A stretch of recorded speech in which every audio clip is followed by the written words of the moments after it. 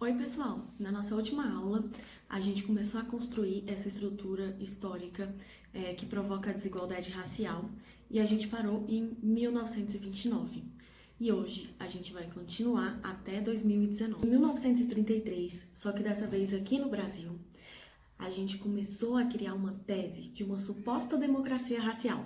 Essa suposta democracia racial foi impulsionada pela obra de Gilberto Freire chamada Casa Grande Senzala, que firmou a ideia de que vivíamos no Brasil uma suposta harmonia racial, que pretos e brancos seriam iguais política e economicamente aqui no Brasil.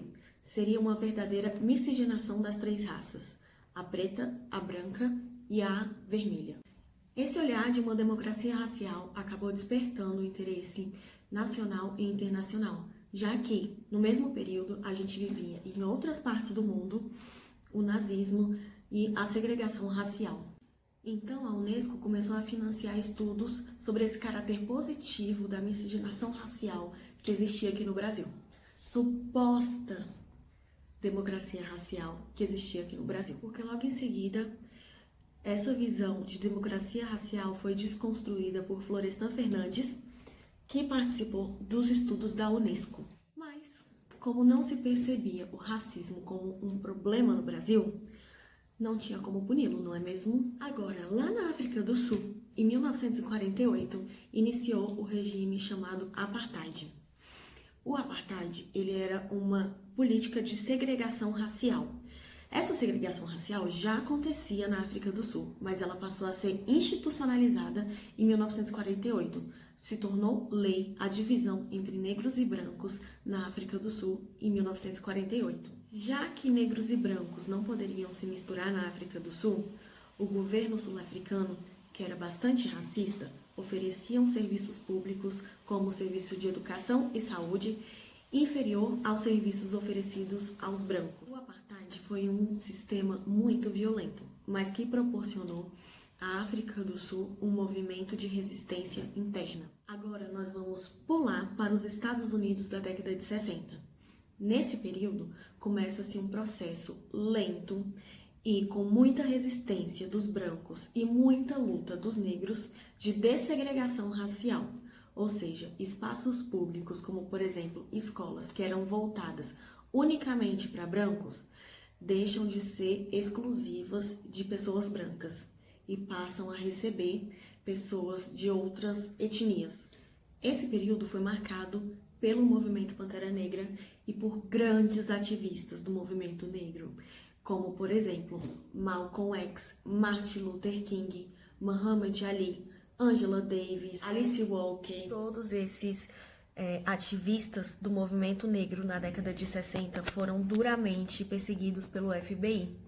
Inclusive Luther King, que era um grande pacifista contra a violência, ao contrário de Malcolm X e dos Pantera Negras, que eram a favor de uma autodefesa armada. Quando eram atacados pela polícia, eram a favor de se defender com armas.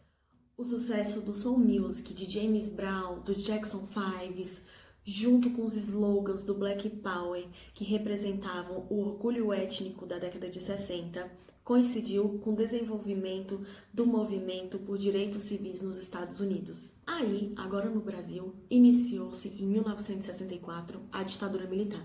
Como a gente já sabe, foi um período de grande repressão, e esse período reprimiu alguns movimentos negros que saíam para se manifestar. Lembrando que nesse período surgiu algumas personalidades importantes do movimento negro e que falava sobre a dificuldade do negro na sociedade, como por exemplo, Grande Otelo. Agora a gente vai entrar na década de 70, que foi marcada por bailes funks nas periferias e nas favelas, que utilizavam da música como forma de protesto contra violência policial e racismo. Aí, em 1989, foi promulgada aqui no Brasil a Lei 7.716, que considerava o racismo um crime inafiançável e imprescritível.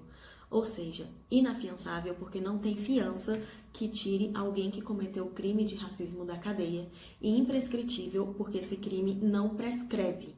Vocês lembram do Apartheid? Aquele regime segregacionista na África do Sul que começou em 1948, que a gente falou mais para trás? Então, esse regime só veio acabar em 1994, sobre o governo de Nelson Mandela, que ficou preso até 1990 e depois se transformou em governante da África do Sul.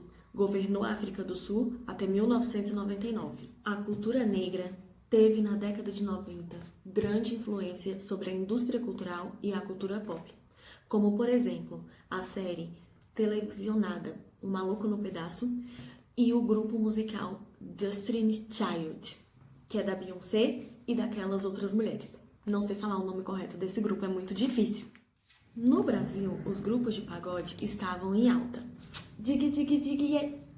Enfim, isso foi positivo para o homem negro, porque por muito tempo o homem negro tinha a imagem de desonesto, de perigoso, e o pagode trouxe uma nova imagem para o homem negro, a imagem do homem romântico e do homem carinhoso. O rap também teve vez na década de 90, com artistas influentes como Tupac nos Estados Unidos e Mano Brown no Brasil. A periferia passou a ganhar voz através do rap, com músicas de luta e de protesto. E não é porque entramos no século XXI que a luta dos negros tenha acabado. Muito pelo contrário, a luta ainda é grande.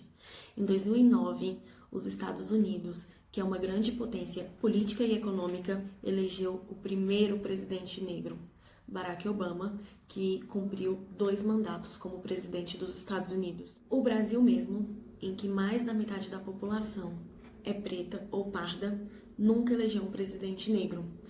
Já nos Estados Unidos, apenas 13% da população é negra. Sim, esse é um dado chocante. Sim, não é de se acreditar de primeira, mas vocês podem dar um Google que isso é verdade. Não quer dizer que os Estados Unidos não seja racista. Sim, os Estados Unidos é racista. Acontece que aqui no Brasil a gente tem uma falsa ideia dessa democracia racial. Algo que foi construído há muito tempo atrás nos influencia até hoje. E aí, hoje a gente não consegue se rebelar como o povo americano se rebela contra o racismo. Essa onda acabou nos afetando também, acabou gerando um impacto também no Brasil, mas não com a mesma proporção que tem acontecido nos Estados Unidos.